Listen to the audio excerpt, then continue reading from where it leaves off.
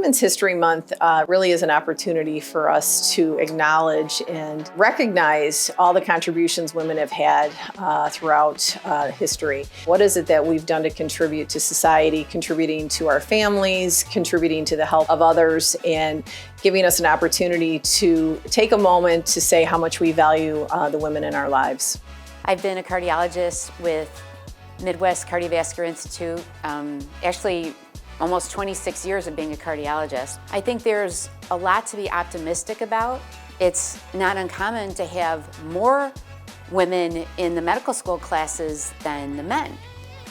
And this is, again, looking back in history, women weren't even allowed to be physicians back in the day, and it took time for us to get there. So it's always a progress. We're moving forward, although maybe not where we absolutely want to be or our aspirational views of where we want to be.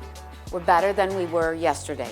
One in particular, one cardiologist, I remember she gave me a little plaque to put in my office to remind me that, Ginger Rogers did everything Fred Astaire did, but she did it in heels and did it backwards.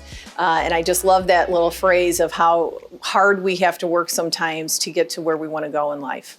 I think for women in general, working full time, we have multiple hats that we wear. Life ebbs and flows, and what I need today and what I need to balance today is very different than what I might have need in the next future, in the next year or so.